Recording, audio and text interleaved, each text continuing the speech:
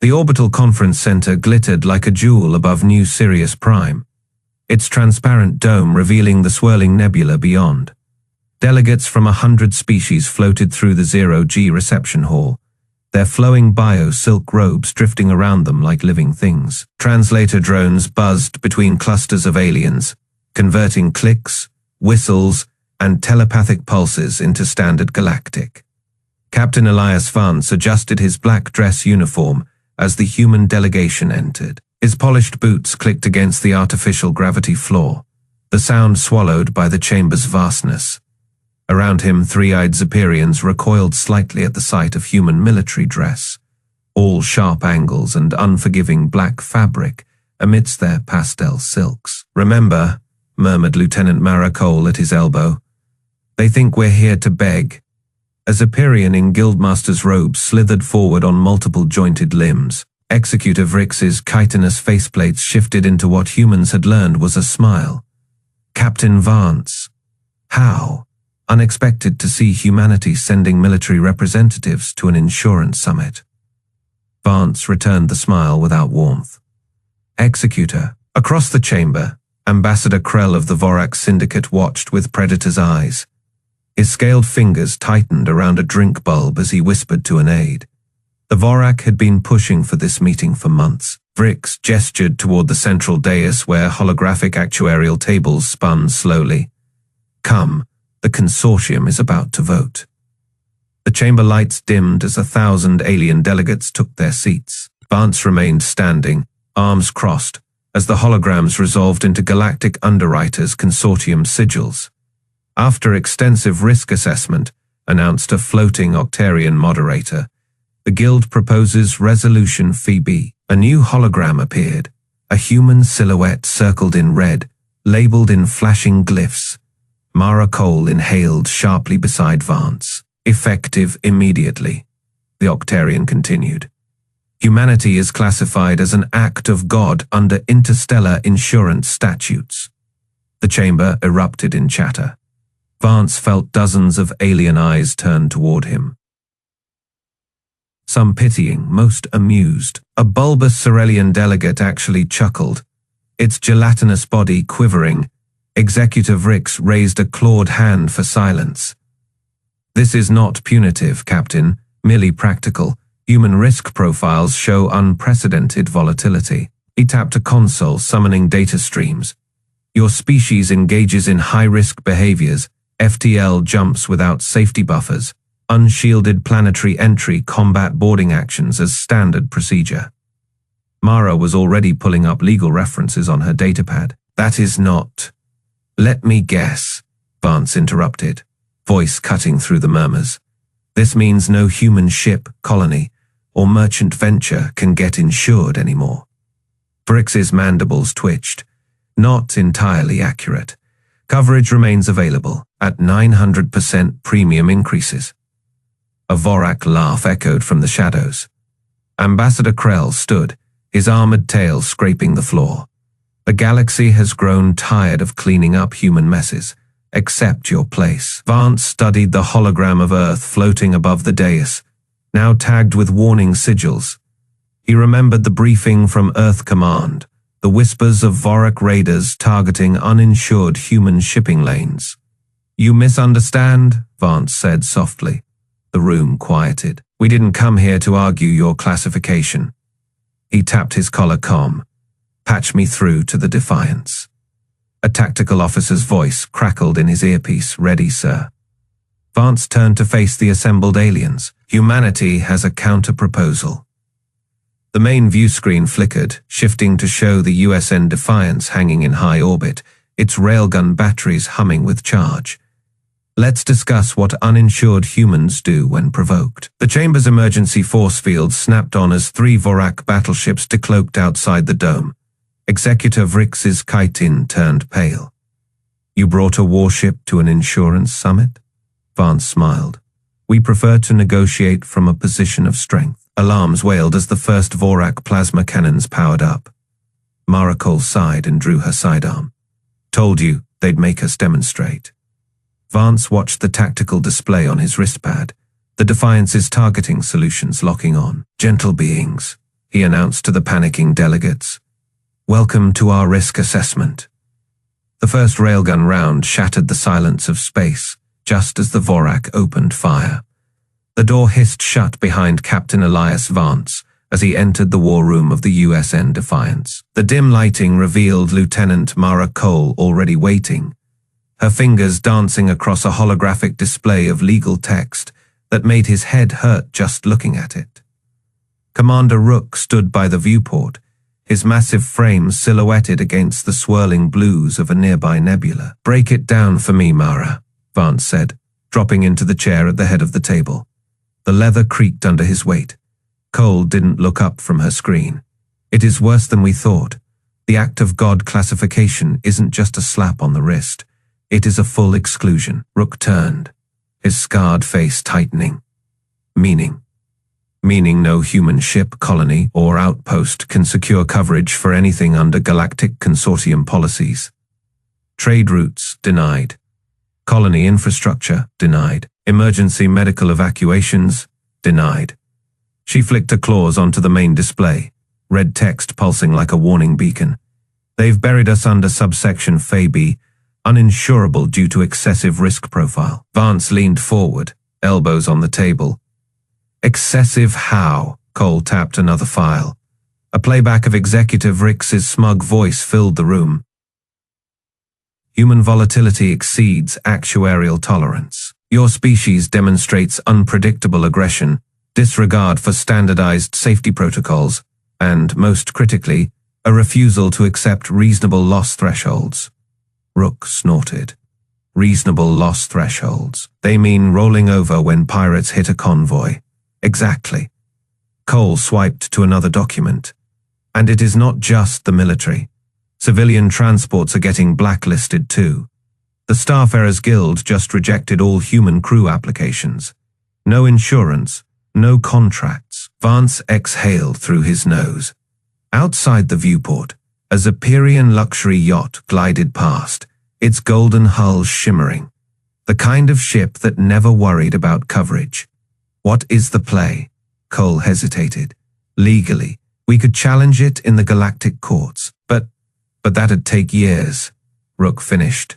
"And we'd lose. The consortium owns the courts." A silence settled over the room, broken only by the hum of the Defiance's engines. Vance stared at the exclusion clauses floating in the air. Then he reached out and swiped them away. "Then we don't play by their rules." Rook's grin was all teeth. "I was hoping you'd say that." Cole frowned. "Captain, if we ignore this, we're not ignoring it."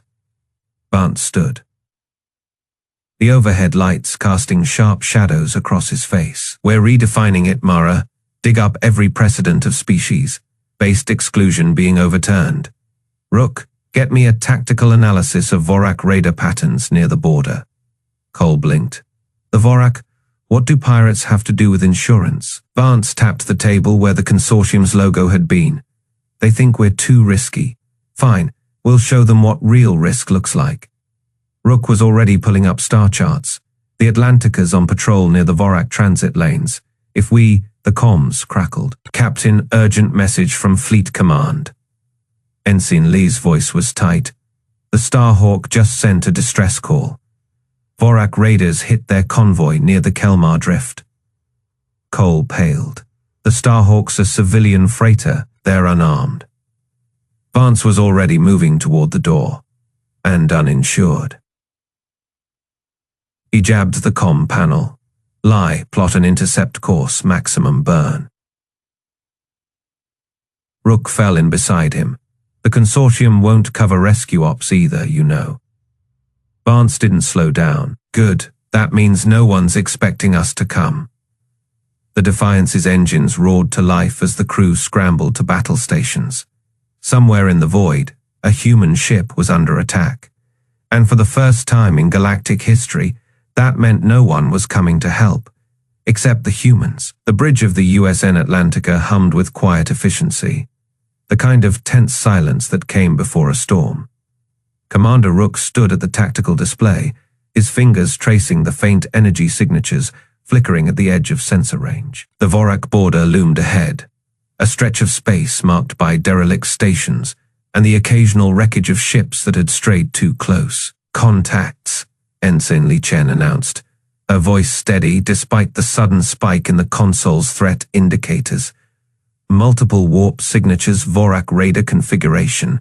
Rook didn't flinch. "How many?" "8. No, 12. Correction. 16 confirmed." The numbers climbed as the sensors locked on, there forming a kill box. Behind him, the bridge crew exchanged glances. 16 Vorak Raiders against 1 human heavy cruiser. The math wasn't kind. Shields to full. Rook ordered, "Weapons hot comms, open a channel to the lead ship." The holographic display flickered to life, revealing the jagged, insectoid face of Warlord Grax. His chitinous plates gleamed under the red glow of his bridge, mandibles twitching in what passed for a grin among his kind. "Human vessel," Grax rasped. His voice filtered through a translator that made it sound like grinding metal. "You are trespassing in Vorak's sovereign space. Prepare to be boarded or destroyed." Rook crossed his arms. "Sovereign space, last I checked. This was an unclaimed debris field." Grax's laugh was a series of clicks. "The Vorak Syndicate claims what it wishes, and we wish for your ship." The channel cut abruptly. On the tactical display, the raiders surged forward, their plasma lances charging. "Evasive pattern Delta," Rook snapped. "Chen, get us some breathing room." The Atlantica banked hard, engines flaring as it twisted through the first volley of plasma fire. Shields flared orange under the impact, but held. "They're trying to flank us," Lieutenant Mara Cole reported from the comms station. "2 groups, one to pin us, the other to hit our engines." Rook's jaw tightened. Standard Vorak tactics. They liked to cripple first. "Loot after, return fire," he ordered. "Target their lead ships. Let's see how they like our hospitality." The Atlantica's railguns thundered, tungsten slugs tearing through the void at a fraction of light speed. The first raider vanished in a flash of debris, its hull split open like rotten fruit. The second took a hit to its engines, spinning wildly out of control. But the Vorak didn't break. They swarmed closer. Plasma fire stitching across the Atlantica's shields. "Shields at Faye," someone called. Rook watched the display, calculating. They could run. Maybe the Atlantica had the speed to disengage, slip into warp before the raiders could lock on. But running meant leaving the border open, meant letting the Vorak think humans fled when pressed. He made his decision. "Helm. New course," he said, voice low, straight at the flagship. Chen's hands froze over the controls, "Sir." "You heard me, full burn." "Aim for their bridge." For a heartbeat, the bridge was silent.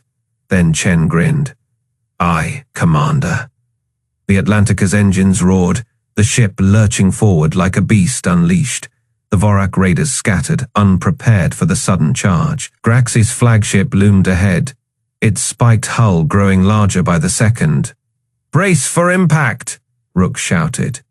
The collision shook the Atlantica to its bones, metal screaming as the cruiser's prow carved through the raider's flank. Alarms blared, consoles sparked. But when the dust settled, the Vorak flagship was crippled, its bridge exposed to vacuum. Grax's face reappeared on the comms, his mandibles twitching in fury. "You dare," Rook cut him off. "You wanted our ship, come and take it." The Atlantica's boarding pods launched, magnetic clamps latching onto the Vorak flagship's hull. Marines in black armor poured into the breach, rifles barking in the tight corridors. Grax's snarl turned to something else, something like fear. "This is madness. You'll be outlawed. The Syndicate will save it," Rook said. "We're not here to negotiate. We're here to deliver a message." The Marines reached the bridge in minutes. Grax stood surrounded by his warriors, their claws raised, but the humans didn't fire. Instead, one of them stepped forward, a data pad in hand. "New terms," the Marine said, tossing it at Grax's feet. "Sign it, or we finish what we started." Grax stared at the pad, then at the Atlantica. still lodged in his ship's side like a knife. For the first time in his long, brutal career, the warlord of the Vorak Syndicate hesitated. The Vorak flagship shuddered as another boarding pod slammed into its hull. Warlord Grax's 4 fists clenched around the command throne's armrests, his chitinous plates flaring red with rage. "Status," he bellowed. A tactical officer's antennae twitched violently. Hull breaches on decks 7 through 9. The humans, they're not retreating. They're advancing toward the bridge.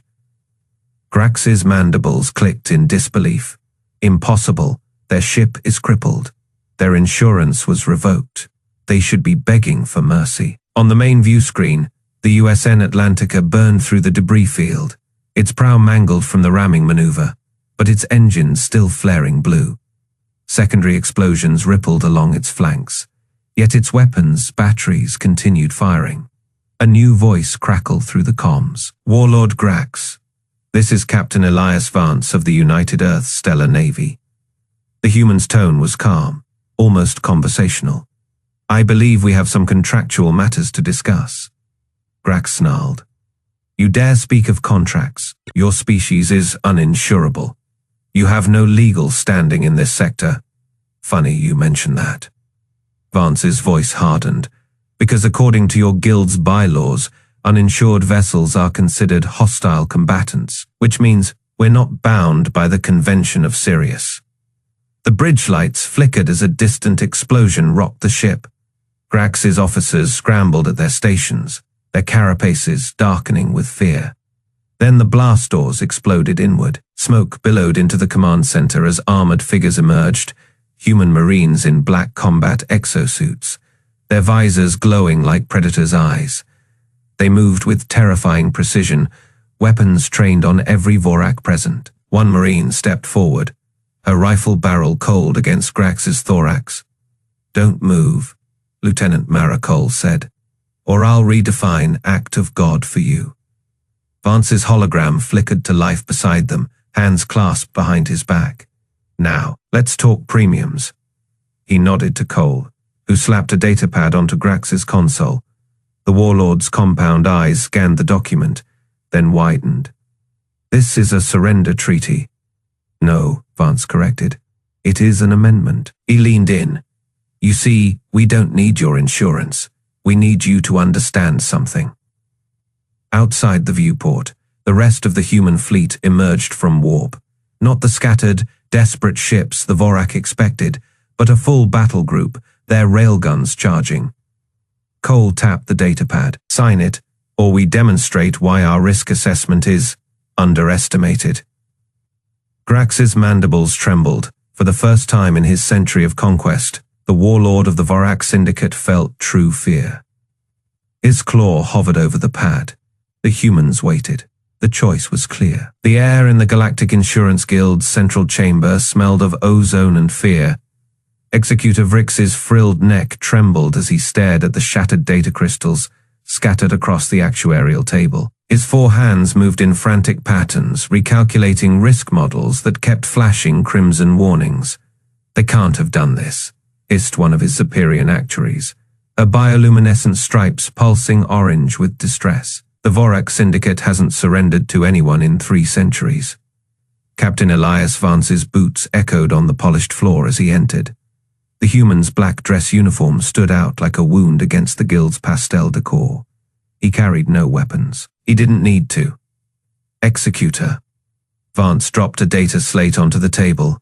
It projected the Vorak surrender treaty in 37 languages, each version signed in Warlord Grax's own blood, our revised terms. Vrix's primary eyes dilated. His secondary set blinked rapidly, scanning the document. This voids every exclusion clause in our policies." "Correct." Vance leaned over the table. The guild's attendants flinched back. "Turns out, when you declare an entire species uninsurable, they stop playing by your rules." A junior actuary dared to speak. "The premiums are 0. Vance tapped the slate. The projection shifted to show the Atlantica's battle logs, the ramming maneuver, the boarding action, Grax's flagship venting atmosphere as human marines strolled through its corridors. You classified us as acts of God, so we showed you what gods do. Vrix's vocal sac inflated with protest. You can't just watch us. Vance nodded to Lieutenant Cole, who'd been silently observing by the door. She stepped forward and placed a second slate on the table. This, Cole said, is a live feed from the USN Retribution. Its new prototype railgun is currently locked onto this station's power core range. 2 light seconds. The chamber's ambient lighting flickered. Several aliens made panicked clicks in their native tongues. Vance smiled. We don't want your protection. We don't need your policies. But if you insist on writing contracts about humanity, he pushed the slate closer to Vrix. Make sure you get the terms right. The projection changed again. This time it displayed a single line of text, glowing red against the guild's pristine white tables, premium paid in full. Vrix's hands shook as he reached for his authorization seal. The metal stamper clattered against the table twice before he could grip it properly. What do you want? Vance straightened his uniform collar. 3 things. First, every human vessel, colony, and citizen gets full coverage at 0 cost. Second, the Act of God classification is struck from your records. He paused. The room held its breath. Third, you broadcast this meeting to every guild house in the Federation. A chorus of horrified chirps erupted from the actuaries. Vrix's frills turned pale blue, the Zeperian equivalent of sweating. That would cause a re-evaluation. Vance finished. Good. Cole activated her comm. Retribution. Stand by. Silence. Then, one by one, the guildmasters reached for their seals. The sound of stamps hitting parchment filled the chamber like gunfire. Vance watched them work. He didn't blink. Not once. Outside the observation windows, the stars burned cold and distant, uninsured, unprotected, exactly how humanity liked it. The firing range stretched across 500,000 kilometers of empty space, marked only by the derelict Vorak battlecruiser Silent Moor floating dead at its center. Every major species in the Galactic Federation had been invited to witness the demonstration. Their observation ships formed a nervous semicircle at the safe distance boundary, bristling with sensor arrays and recording equipment. Captain Elias Vance stood on the bridge of the USN Retribution, his hands clasped behind his back. The frigate's crew moved with quiet precision at their stations. The only sound the occasional beep of targeting systems locking on. All stations report ready, Captain, Lieutenant Mara Cole said, her fingers dancing across a holographic display. Railgun charged to 98%, firing solution locked. Vance nodded, open channel to observer fleet. The main screen flickered to life, showing the faces of dozens of alien delegates. Executor Vrix's translucent skin had taken on a sickly yellow hue. Ambassador Krell's mandibles twitched in what humans had learned was a sign of agitation. Ladies and gentlemen of the Galactic Federation, Vance began, his voice calm. You classified humanity as an act of God. Today, we'll show you why that was insufficient. He turned to his weapons officer. Ensign Carter, fire when ready. A single button press. The Retribution shuddered as magnetic coils along its spine glowed white-hot. For 3 heartbeats, nothing happened. Then space itself seemed to tear apart as the tungsten projectile left the barrel at. The Silent Moor didn't explode. It simply ceased to exist. One moment the 5-kilometer-long warship hung in space, its jagged hull still bearing scars from previous battles. The next, a perfect circular hole appeared amidships, edges molten smooth. Atmosphere vented in silent plumes as the 2 remaining halves slowly drifted apart. On the observation deck of the Zeperian luxury liner Eternal Balance, Executive Vrix dropped his data tablet. The screen shattered on impact with the floor, displaying the impossible numbers his sensors had recorded. That shot came from outside our maximum detection range, one of his actuaries whispered. Their effective engagement distance is at least 3 times greater than our best. Shut up, Vrix hissed, his tendrils curling tight against his body. Back on the Retribution, Vance watched the alien reactions with mild amusement. Lieutenant Cole, prepare secondary demonstration. Aye, sir, deploying target drones. From the frigate's ventral bays, a swarm of spherical drones shot forth, each no larger than a human head. They spread out in complex evasion patterns, their anti-projectile countermeasures active and blinking. Same firing solution, Ensign Carter asked, fingers hovering over his console. Vance shook his head. Switch to cluster munitions. Let's give them a proper show. The railgun's second discharge sounded different, a deeper, more resonant thrum. The projectile broke apart mid-flight, scattering hundreds of smaller penetrators across the drone field. One by one, the drones winked out of existence, their debris clouds expanding in perfect geometric patterns. Ambassador Krell's communication line buzzed urgently. Captain Vance, this is unprecedented. Your weapons shouldn't be able to... To what, Ambassador? Vance interrupted. To violate your precious actuarial tables. To render your risk assessment models obsolete. He leaned closer to the screen. You thought you could price us out of the stars. Now you see the flaw in that logic. On the bridge of a Ceralian observation vessel, Tactical Officer Jix, they frantically adjusted his scanners. Their rate of fire by the moons. They could do this every 12 seconds. Executive Rix finally found his voice. Captain Vance, surely you understand the implications of this. Display the Galactic Insurance Guild cannot possibly... Executor, Vance said, smiling for the first time. I don't believe you grasp the situation. We're not asking for coverage. We're showing you why no one will ever insure against us again. The main screen split to show Commander Rook aboard the USN Atlantica, currently holding position near the Zeperian homeworld. Captain, shall we proceed with Phase 3? Vance glanced at the chronometer. Negative, Commander. I believe our guests have seen enough. He turned back to the assembled aliens. This concludes today's demonstration. The United Earth Stellar Navy will be transmitting revised trade agreements to all respective governments within the hour.